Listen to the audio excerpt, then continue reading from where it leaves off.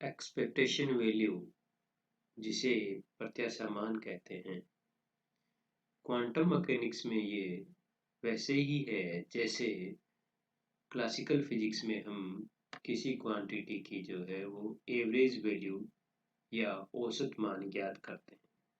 इस प्रकार हम कह सकते हैं एक्सपेक्टेशन वैल्यू या जो प्रत्याशा मान है वो क्वांटम मैकेनिक्स में एवरेज वैल्यू ही है। माना हमारे पास में एक ग्रुप ऑफ सिस्टम्स है, इसमें जितने भी सिस्टम है उन सब की फिजिकल कंडीशन सेम है और माना इनकी संख्या जो है वो n है। तो फिर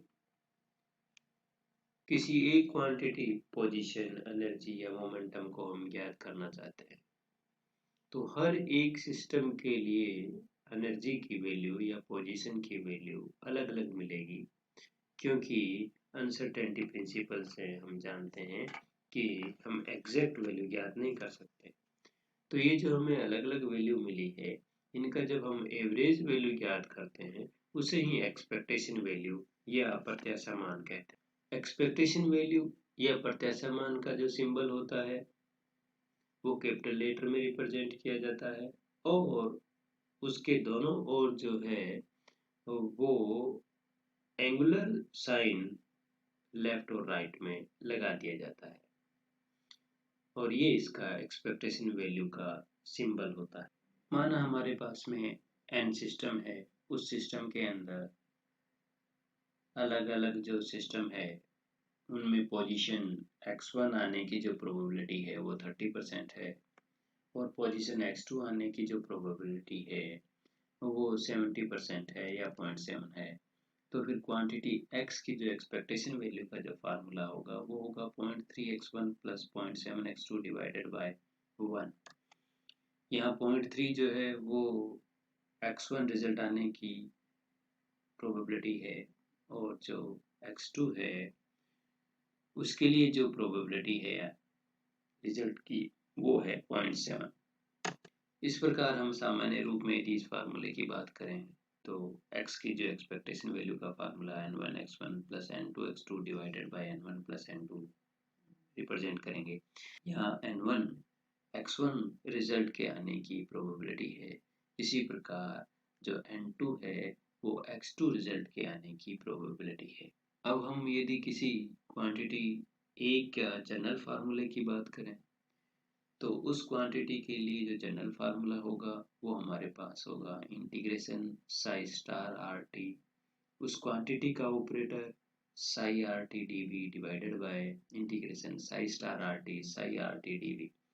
यहाँ जो a है वो क्वांटिटी है और उसका ऑपरेटर जो है वो a हेड है।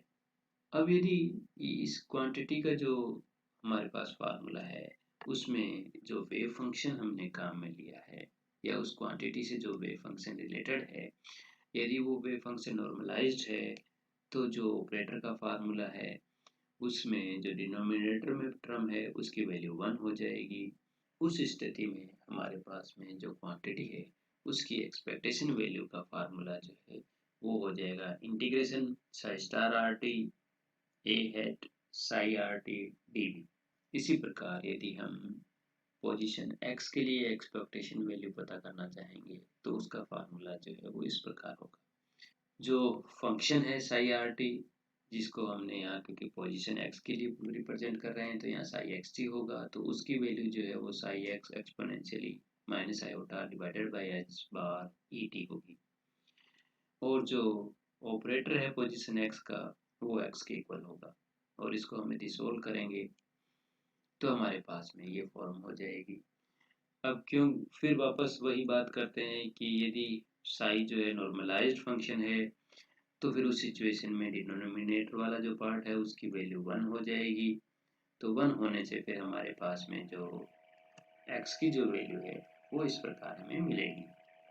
तो x की जो है वो हमारे पास में एक्सपेक्टेशन का जो फार्मूला हो गया वो integration with limit x psi star r t psi r t d v, ये हमने जनरलाइज कर दिया। अब यहाँ x की जगह हमने r वेक्टर यूज किया है और dx की जगह हमने dv यूज किया है। तो यदि हम इसी प्रकार y और z के लिए भी ज्ञात करें तो y के लिए एक्सपेक्टेशन वैल्यू मिल जाएगा हमें और z के लिए भी हमें एक्सपेक्टेशन वैल्यू मिल जाएगी। इसी प्रकार मोमेंटम एक क्वांटिटी है, उसके कंपोनेंट x की बात करें तो जो px होगा उसकी एक्सपेक्टेशन वैल्यू का फार्मूला हमें ये मिलेगा। यहाँ पर ये ध्यान रहे कि साई वापस जो है वो नॉर्मलाइज्ड है। इस स्थिति में जो px का जो ऑपरेटर है उसकी वैल्यू जो है वो हम लोग जानते हैं minus iota h bar del by del x होता है। तो ये वैल्यू पुट कर दें तो ये हमारे पास में पी एक्स की जो है वो एक्सपेक्टेशन वैल्यू मिल जाती है। इसी प्रकार हमारे पास में उसका जो जेड कंपोनेंट है उसकी भी एक्सपेक्टेशन वैल्यू मिल जाएगी और जो वाई कंपोनेंट है उसकी भी एक्सपेक्टेशन वैल्यू मिल जाती है। इन तीनों जो पी एक्स पी वाई और पी जेड की जो वैल्यू है यदि हम मिला दें तो फिर टोटल जो है वो मोमेंटम हमारे पास में है कंप्लीट मोमेंटम, उसका जो एक्सपेक्टेशन वैल्यू का जो फार्मूला होगा वो इस प्रकार हो जाएगा। यहाँ जो मोमेंटम का ऑपरेटर है वो minus iota h bar del है।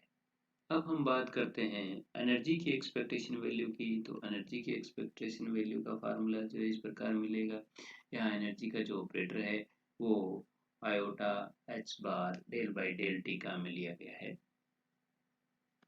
और यदि यहाँ पर वेव फंक्शन जो है वो नॉर्मलाइज्ड हो तो फिर हमारे पास में वापस से वेव फंक्शन नॉर्मलाइज कंडीशन के अनुसार जो डिनोमिनेटर वाला पार्ट है उसकी वैल्यू 1 हो जाएगी।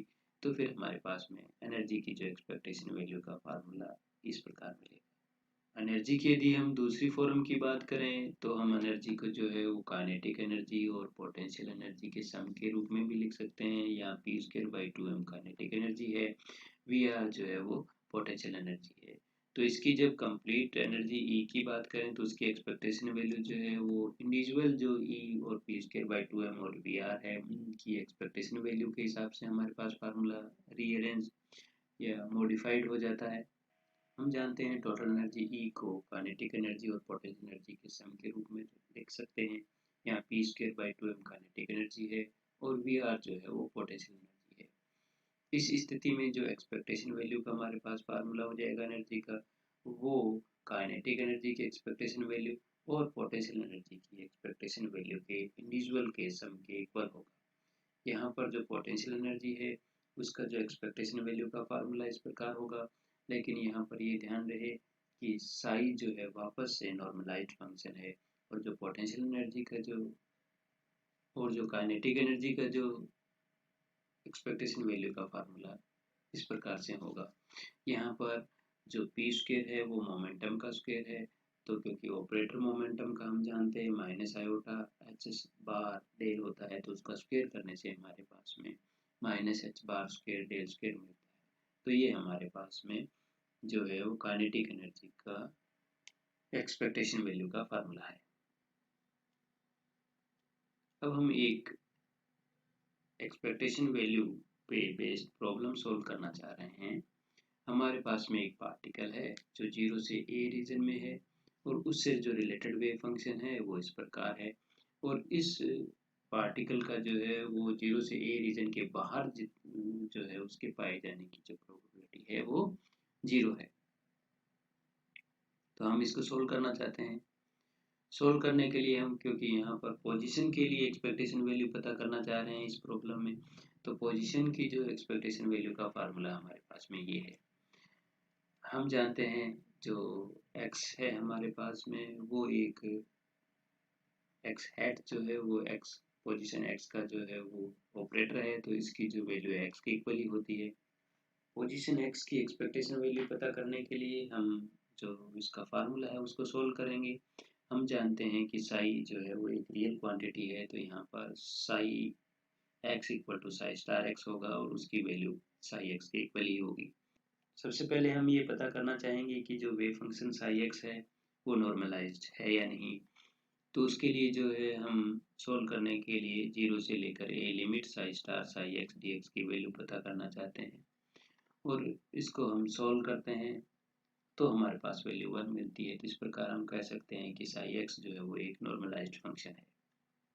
तो फिर एक्स की जो एक्सपेक्टेशन वैल्यू का फार्मूला हमारे पास, ये जनरलाइज्ड फार्मूला है, लिमिट माइनस इनफाइनाइट से इनफाइनाइट की गई है, लेकिन क्योंकि हमारे पास फार्मूले में लिमिट जो स्पेसिफाइड है 0 से है, तो फिर हमारे पास में हम इसको लिमिट 0 से a लेकर इसको सोल्व करेंगे। यहाँ पर साई जो है, साई एक्स और साई स्टार एक्स की वैल्यू पुट कर दी है। इसको सोल्व करें तो sine square theta equal to हम लोग जानते हैं 1 माइनस कोस 2 थीटा होता है। तो फिर हमारे पास में यहाँ पर इसको सोल्व करने के बाद में ये वैल्यू मिलती है। और सोल्व करें, रीअरेंज करें, इसको लिमिट पुट करें, तो हमारे पास में x की जो एक्सपेक्टेशन वैल्यू है वो a/2 मिलती है।